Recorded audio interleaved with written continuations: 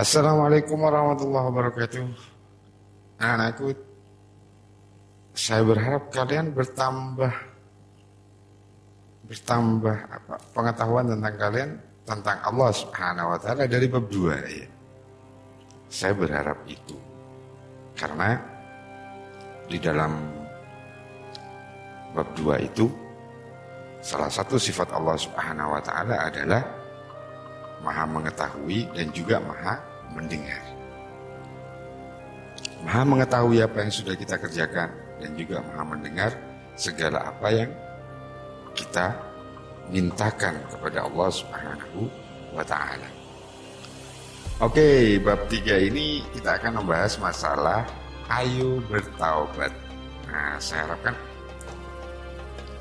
kalian nanti bisa dilihat di buku ini. Saya buka buku PDF-nya ya. Buku PDF yang sudah kalian terima kemarin.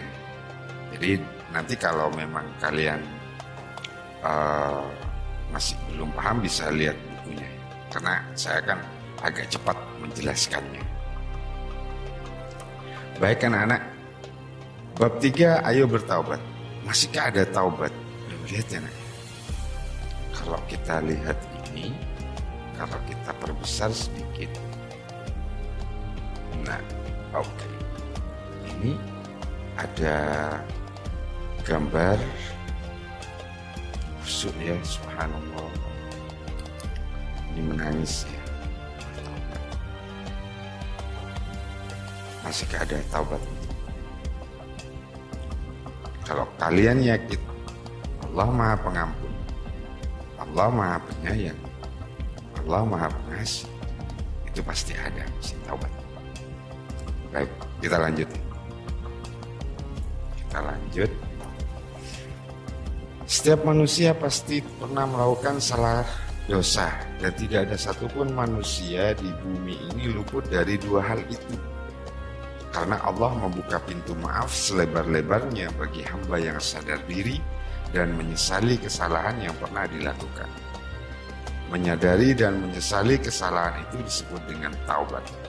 Rasul SAW bersabda, menyadari kesalahan adalah taubat. Hadis riwayat Ibnu Majah.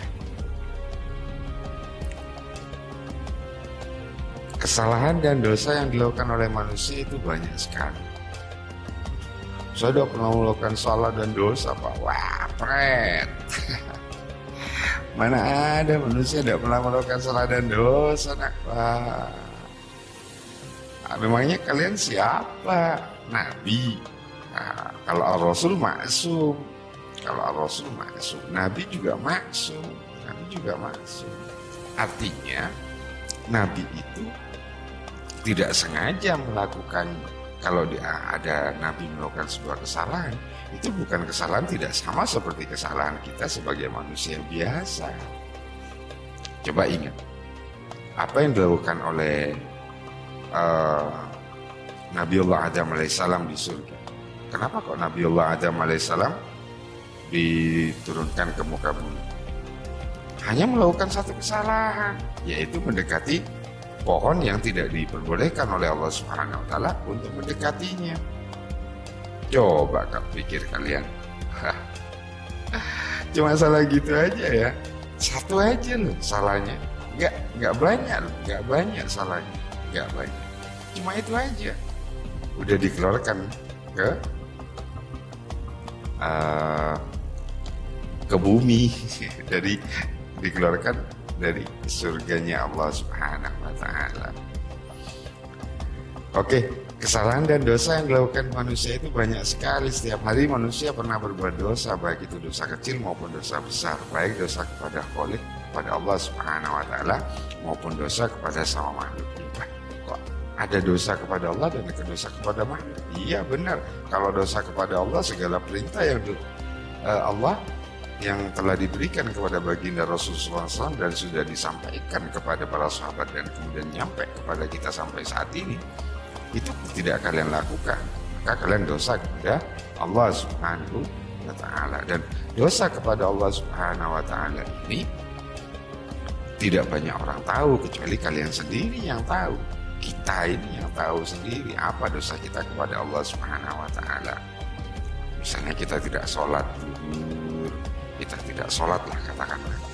Tidak ada orang tahu kalau kita tidak sholat. Yang tahu siapa? Ya kalian dengan Allah Subhanahu wa ta'ala. Kalau dosa kepada sama makhluk gimana? Ya kalian berbuat salah kepada sama makhluk. Artinya kalian itu merugikan makhluk yang lain, manusia yang lain. Itu dosa kepada sesama makhluk. Pokoknya ada makhluk yang dirugikan oleh kita, maka kita dosa kepada manusia itu. Nah itu maksudnya kita dosa kepada sesama makhluk. Nah, lanjut ya. Setiap anggota tubuh manusia pernah melakukan kesalahan dan dosa. Mata sering melihat yang haram. Aduh, nah sekarang nih mana tidak ada maksiat mata-mata kita ya. Lidah sering bicara yang tidak benar. Berdusta, aduh, melaknat, ya banyak sekali.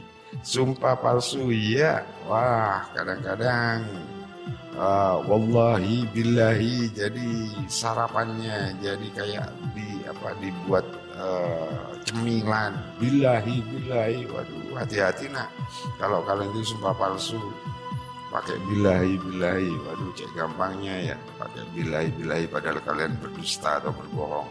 Naudzubillah. Menuduh orang. Nah ini artinya kalian suudzon kepada orang padahal belum tahu jelas kalau orang itu yang bersalah kemudian dituduh. Membicarakan aib sesama muslim, ghibah atau ghibah, mencela, mengejek, menghina, mengadu domba, menfitnah dan lain. Waduh banyak sekali ya. Telinga sering mendengarkan pembicaraan yang maksiat. Aduh ini lagi. Kita tidak ngomong tapi telinga kita yang maksiat. Sebab sulit nih kita enak ya. Waduh. Tangan kadang digunakan untuk menyentuh bukan murid. Hati-hati nak. Tangan kadang kita digunakan untuk menyentuh bukan muhrim. Wah ini dosa. Apalagi mencuri, memukul bahkan sampai membunuh. Naudzubillah waliya'udzubillah. Kemudian kaki digunakan untuk berjalan menuju perbuatan dosa. Loh kaki ini semua badan kita ini dosa. Dosa dan kesalahan berakibat keburukan dan kehinaan bagi pelakunya. Hina loh ya bagi pelakunya. Nanti kok bisa hina Pak? Ya jelas hina dong. Apalagi di mata Allah Subhanahu wa ta'ala. Di hadapan Allah Subhanahu wa ta'ala kita hina sekali karena kita terlalu banyak berbuat dosa. Hinanya di mana? Baik di dunia maupun di akhirat. Bila orang itu tidak segera bertaubat kepada Allah Subhanahu wa ta'ala. Di dunia kadang-kadang kita kalau sudah ketahuan berbuat salah, maka kita oleh manusia yang lain akan dicemooh, akan dicibir gitu. Ya, dan lain sebagainya. Nah, di sini ada pernyataan lagi, sebaik-baiknya orang yang berdosa adalah mereka yang segera meminta maaf dan bertaubat. Sesungguhnya Allah Maha Pengampun lagi Maha Penerima taubat. Dan Allah Subhanahu wa ta'ala memerintahkan manusia untuk bertaubat. Akan tetapi kebanyakan manusia tidak mau bertaubat dan tidak mau menyadari bahwa dirinya sudah berbuat salah. Ya a'udzubillah waliya'udzubillah. Sudah tahu salah, tidak mau menyadari kalau dirinya salah, malah menfitnah ke sana kemari, mengadu domba, mencari kesalahan orang lain, atau kalau kata kerennya mencari kambing hitam. Ya itulah mencari agar dia tidak disalahkan orang lain yang disalahkan. Jadi kalau ada istilah maling teriak maling gitulah katakanlah begitu. Jadi tidak mau menyadari berbuat bahwa dia itu berbuat salah. Atau kalau bahasa Maduranya itu pengkok. Tidak mau kalau dikatakan dia sudah berbuat salah. Baik, lanjut. Ya sudah, ini kompetensi intinya, kompetensi dasarnya. Nah ini peta konsepnya taubat, nanti kita akan belajar pengertian, hakikat, syarat-syarat, kedudukan, dan keutamaannya. Oke, lanjut. Nah di sini gambar ada astagfirullahaladzim, ya ini sudah diabaikan dulu. sekarang kita ke pengertian taubat. Apa sih taubat itu? Nah, oke, sebelum kalian membaca, kita menelaah bersama-sama apa itu taubat. Di sini ada untuk memperkaya hasanah loh ya, maksudnya biar kalian lebih paham lagi nanti tentang taubat gitu loh. Nah, di sini ada kisah orang yang bertaubat. Ada namanya sahabat Rasul SAW bernama Ma'is bin Malik al-Islami. Dia ketemu baginda Rasul SAW. Wahai Rasulullah, sungguhnya aku telah menzalimi diri karena aku telah berzina. Oleh karena itu, aku ingin agar Anda berkenan membersihkan diri. Namun Rasul menolak pengakuan dari sahabat Ma'is bin Malik ini. Keesokan harinya karena tidak puas dengan jawaban Rasul dan Rasul tidak berkata apa-apa, tidak melakukan apa-apa. Kemudian Rasulullah Ma'is datang lagi kepada Rasulullah keesokan harinya untuk kedua kalinya. Beliau berkata, wahai Rasulullah, semuanya aku telah berzina. Tetap Rasulullah tidak menolak pengakuan dari Ma'is gitu. Memang pengakuan seperti ini dianggap, waduh, kok sahabat itu bagus ya. Sahabat itu jarang sekali orang akan mengatakan bahwa saya telah berbuat dosa, ini jarang sekali. Akhirnya Rasulullah, namun beliau tetap menolak ya kedua kalinya. Lalu Rasulullah SAW mengutus salah seorang sahabat untuk mendatangi kaumnya Ma'is, artinya di mana Ma'is itu tinggal, di tetangganya lah, ditanya semuanya oleh sahabat itu, apakah kalian tahu bahwa Ma'is itu ada akalnya, ada sesuatu yang tidak beres yang kalian cari atau kalian yang tutupi gitu. Tapi kaumnya mengatakan tidak, Ma'is itu tidak terganggu pikirannya. Dia orang baik dan masih sehat akalnya, katanya kaumnya. Nah, kemudian Ma'is tetap masih datang kepada baginda Rasulullah SAW untuk membersihkan dirinya dari dosa zina yang telah diperbuatnya. Jadi artinya di sini saya melihat Rasulullah SAW tidak mengamini dari pernyataan dari Malik pertama kali karena Malik juga tidak membawa saksi seperti ini. Kemudian tapi Rasul SAW masih tetap menganggap bahwa Malik ini gila apa tidak? Kok ada orang ngaku kalau dia sudah berbuat dosa? Kalau zaman sekarang sih mah enggak ada. Semuanya sok suci. Kemudian Rasulullah SAW setelah Ma'is datang lagi ke ketiga kalinya kepada baginda Rasul. Kemudian sahabat yang telah diutus tadi itu, yang diutus oleh baginda Rasul untuk bertanya kepada kaumnya tentang Ma'is, kemudian memberitahukan kepada Rasul bahwa Ma'is itu sehat ya Rasul. Barulah pada keempat kalinya kepada beliau Ma'is datang keempat kalinya kepada baginda Rasul SAW, maka kemudian baginda Rasul baru percaya bahwa Ma'is ini telah berbuat dosa. Akhirnya dosa zina itu bagaimana? Ya kalau dalam syariat Islam, bagi mereka yang sudah beristri harus dirajam dan sampai mati, sampai dirajam itu.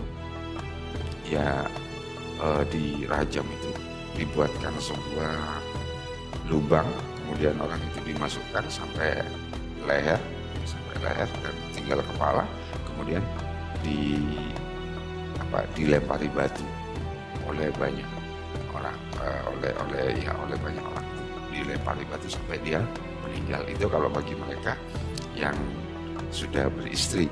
Kalau bagi mereka yang belum beristri itu cuma dicambuk sampai 100 kali, tapi yang nyambuk itu seorang algojo, tukang cambuk. Sesudah itu orang itu harus pergi jauh dari kampungnya.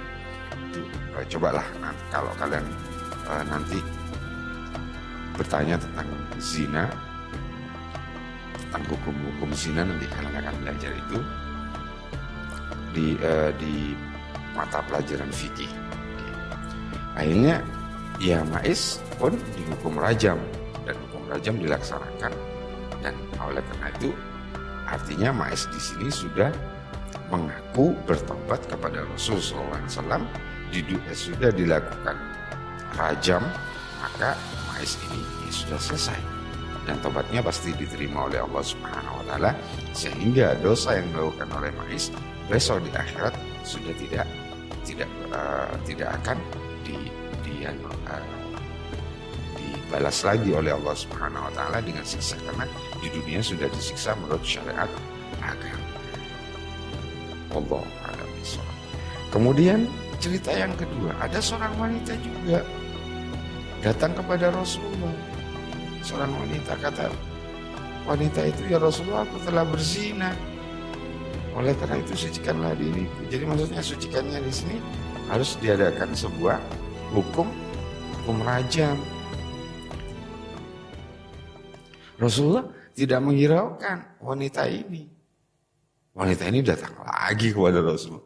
Rasulullah, kenapa kok ditolak ya Rasulullah, seperti engkau menolak pengakuanku sebagaimana engkau telah menolak pengakuan Ma'is.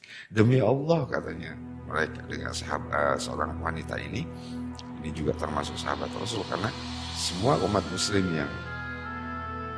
yang hidup pada zaman Rasul dianggap sahabat ya. Walaupun kita mengenal sahabat yang paling dekat baginda Rasul itu tidak semua kaum muslimin, tapi ada beberapa orang, dan yang kita kenal dengan khulafaur rasyidin, sahabat-sahabat Rasul. Padahal sahabat Rasul itu banyak sekali, ada ratusan juga, bahkan ada yang ratusan. Yang dekat itu bukan hanya yang 4 itu, ya juga banyak, ada ratusan lebih lah ya sahabat-sahabat Rasul yang dekat, yang selalu mengikuti kemana baginda Rasul pada saat di Madinah. Wanita ini mengatakan, demi Allah, sekarang aku sedang mengandung bayi dari hasil hubungan gelap itu. Kaget baginda Rasul. Kemudian baginda Rasul bersabda, kalau begitu, kalau engkau ingin bertaubat, kamu pulang sampai kamu melahirkan, kata baginda Rasul. Setelah melahirkan, wanita ini datang lagi kepada Rasulullah sambil menggendong bayinya yang dibungkus dengan kain. Dan dia berkata, ya Rasulullah, inilah bayi yang aku lahirkan, yang hasil perzinahan itu. Tapi Rasulullah tetap susui dulu sampai kamu menyapi. Jadi kalau menyapi ini 2 tahun. Jadi menyapi, artinya menyapi, bayi itu berhenti menyusu itu sampai umur 2 tahun. Itu sunnahnya begitu.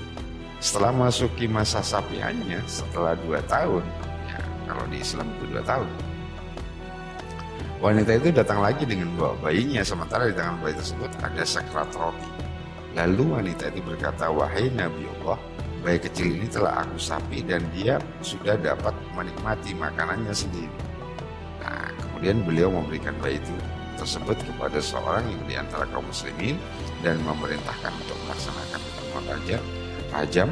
Akhirnya wanita itu ditanam dalam tanah sehingga sebatas dada. Ini ada sebatas dada yang saya ketahui itu leher. Jadi ini dada, sebatas dada ya. Setelah itu beliau memerintahkan orang-orang supaya melemparinya dengan batu. Sementara itu Khalid bin Walid ikut serta melempari kepala wanita tersebut dengan batu. Tiba-tiba percikan darahnya mengenai wajah Khalid.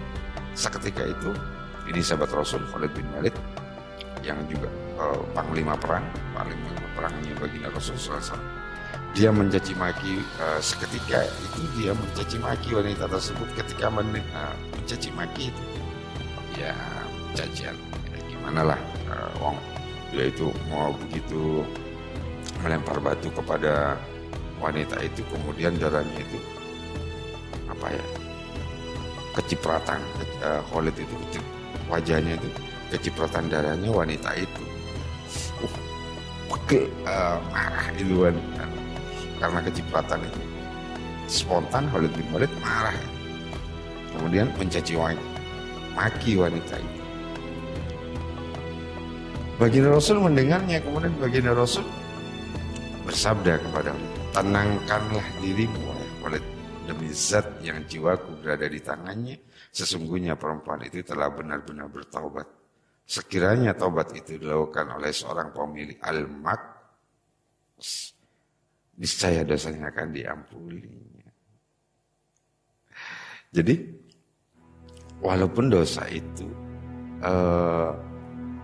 dimiliki oleh maksudnya ahli maksiat. Ahli maksiat, Allah itu akan mengampuni, tapi yang penting bertaubat. Nah, setelah itu beliau merintahkan untuk menyolati jenazahnya dan menguburkannya secara muslim. Itulah cerita anak-anak sedikit tentang taubat dari baginda Rasul SAW, dari sahabat-sahabat beliau, tentang keimanan dan walaupun keilmuan mereka yang terus menerus sempurna, bukan manusia maksum dari dosa-dosa. Karenanya tidaklah seorang pun di antara mereka yang berbuat dosa kecuali dia segera mengadu kepada Rasulullah SAW. Dulu enak, ada baginda Rasul, kita dulu itu sahabat berbuat dosa langsung ke Rasulullah SAW dosa, ya sudah nanti dikasih jalan oleh Rasulullah, asal dosanya tidak sebesar yang tadi itu. Kalau dosa besar itu pasti akan segera ditegakkan had gitu ya. Bahkan mereka tidak segan untuk minta ditegakkan had jika dosanya mempunyai hukum had, guna membersihkan dosa-dosa mereka, karena mereka takut di akhiratnya itu bukan kejujuran mereka itu, takut di akhirat nanti setelah meninggal dunia mereka itu disiksa lebih pedih, sisaan Allah Subhanahu wa taala lebih pedih dari sisaannya di dunia. Mending jujur di dunia aja, langsung aja mereka bertaubat dan dimintai untuk dijatuhkan had itu adalah hukuman bagi mereka yang melakukan perbuatan dosa kepada Allah Subhanahu wa taala. Oke. Baik. Lanjut. Dari ini taubat dari bahasa Arab, taubah yang bermakna kembali. Jadi taubat itu pengertiannya dari bahasa itu adalah kembali. Dia bertaubat artinya dia kembali dari dosanya, berpaling dan menarik diri dari dosa. Taubatnya adalah kembali kepada Allah Subhanahu wa taala. Dan seharusnya kita berbuat dosa itu memang harus bertobat kepada Allah Subhanahu wa taala. Oke. Dengan melepas selepas hati dari belenggu yang membuatnya terus-menerus melakukan dosa lalu melaksanakan semua Allah secara syar'i. Taubat adalah meninggalkan dosa karena takut kepada Allah. Ini ya, taubat adalah secara syar'i disebut taubat itu adalah meninggalkan dosa karena takut kepada Allah. Menganggapnya buruk, menyesali perbuatan maksiatnya, bertekad kuat untuk tidak mengulanginya lagi dan memperbaiki apa yang mungkin bisa diperbaiki kembali dari amalnya. Oke, ya. Ini ada gambar nih, ada yang bertobat pakai tato, kemudian dia bertobat berhijrah. Yang semulanya dia berbuat banyak maksiat, kemudian dia sekarang melaksanakan syariat Allah Subhanahu wa taala. Hakikat taubat. Oke. Hakikat taubat yaitu perasaan hati yang menyesali perbuatan maksiat yang sudah terjadi, lalu mengarahkan hati kita kepada Allah pada sisa usianya, serta menahan diri dari dosa, melakukan amal soleh dan meninggalkan larangan adalah wujud nyata dari taubat. Nah, taubat itu berhenti melakukan dosa, kemudian menahan diri dari dosa. Karena kita itu setiap hari tidak akan luput dari dosa, tapi kita harus bisa menahan diri untuk berbuat dosa. Nah, itu hakikat taubatnya seperti itu. Kita selalu mengucapkan istighfar, astagfirullahaladzim. Astagfirullah itu merupakan perbuatan awal taubat. Kita baca istighfar, banyak istighfar kepada Allah bahwa kita telah melakukan banyak dosa. Lanjut, taubat mencakup penyerahan diri seorang hamba kepada Robnya, kepada Tuhannya. Oke. Inabah atau kembali kepada Allah dan konsisten menjalankan ketaatan kepada Allah. Nah, kalau sudah bertaubat, anak-anakku sudah sadar, misalnya kalian tidak sholat, kemudian kalian bertaubat untuk mau sholat, ya sholat, konsisten. Sholat. Jangan mengulangi lagi tidak sholat ya. Memang kita manusia kadang-kadang kita lupa kita lalai, namanya manusia. Nah, tapi ya tetap kita harus bertobat kepada Allah. Kita banyak membaca istighfar kepada Allah, astagfirullahaladzim. Seorang dianggap bertobat jika ia kembali kepada Allah Subhanahu wa taala dan melepaskan diri dari belenggu yang membuatnya terus-menerus melakukan dosa.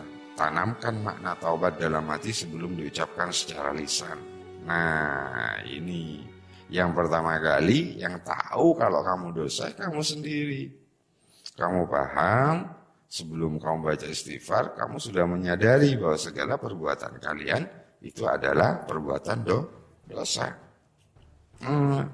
Iya, kemudian tanamkan dalam hati bahwa kalian tidak akan melakukan itu lagi.